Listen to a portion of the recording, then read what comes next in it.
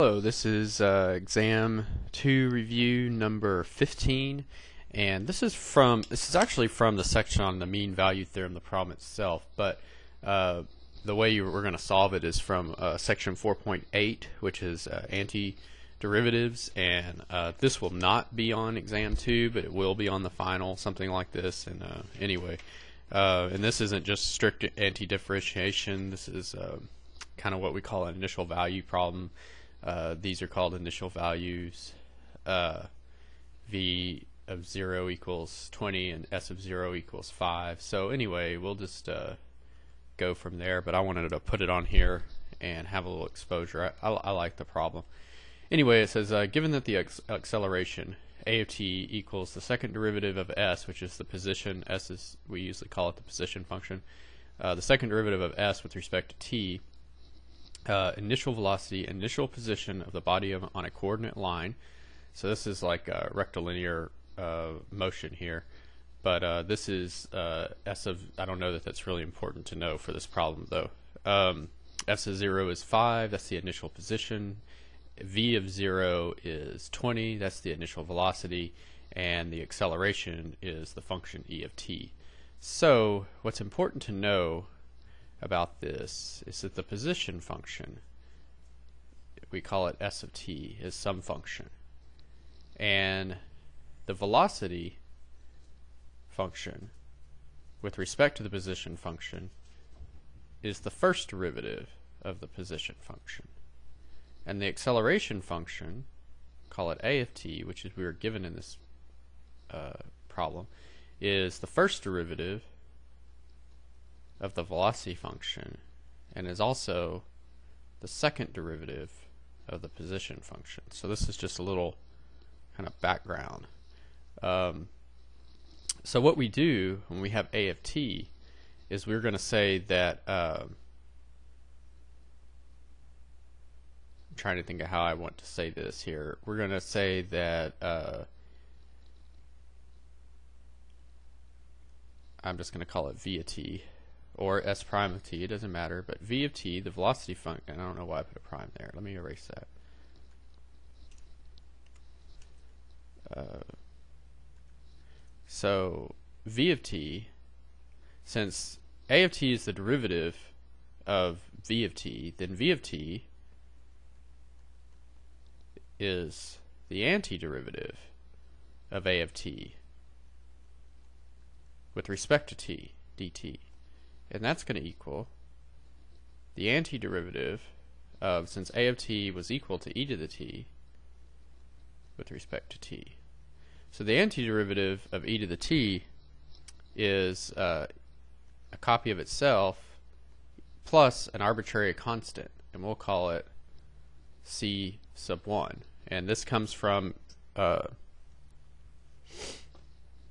if you've studied the chapter at all, when we do what we call an indefinite integral, I don't know if they introduced that term yet in that section, but we integrate, and it's always plus an arbitrary constant c1. Now normally we would just leave it like this if we just got the problem in this form right here, but since we're actually given this initial conditions, we can solve for c1, and the way we do that is we have v of 0 equals 20. Well, now we've just got v of t. V of t equals e to the t plus some arbitrary constant c1. Well, since we know that v of 0, so when t equals 0, the velocity equals 20, we can say v of 0 equals 20 equals e raised to the 0, right, because we're putting in 0 for t, plus c sub 1. So now we have 20 equals e to the 0 is 1 plus c sub 1. So we can say that c sub 1 equals, I'm just subtracting 1 from both sides, 19. So now we can say that given these initial conditions, that the velocity with respect to t is the function e raised to the t plus 19. So now we go back to, now we want the position function. And since the velocity is the derivative of the position function, we can integrate the velocity function with respect to t, and then apply our initial condition to solve for the next arbitrary constant that we get. This is our initial condition, the initial position.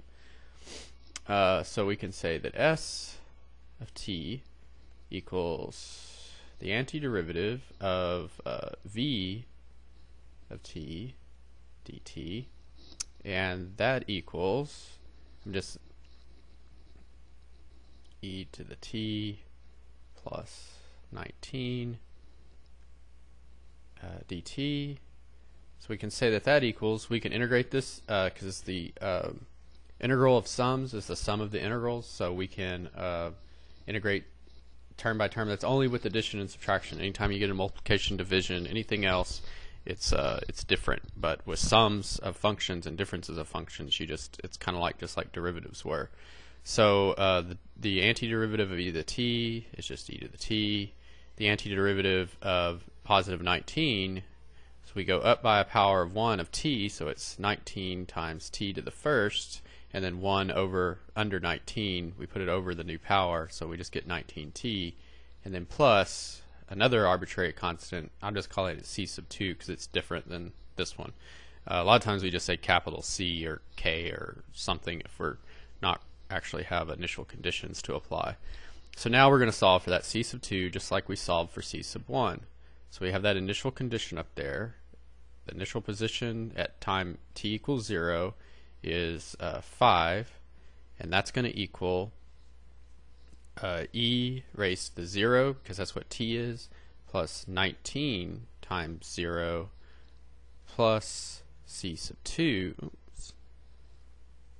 So we end up getting 5 equals 1 plus, this is 0, c sub 2. So c sub 2 equals 5 minus 1 is 4. So now, to finish out the problem, this is what the problem is asking for. Find the body's position at time t, a function in terms of t for s. So it's going to be s of t equals e to the t plus 19t. That's supposed to be a plus there, not a t. I don't know how I can fix that at this point. But anyway, plus 19t plus 4. And that's going to be the answer to this problem. Like I said, this will not be on the test, but we felt that it was a good example. So there you go.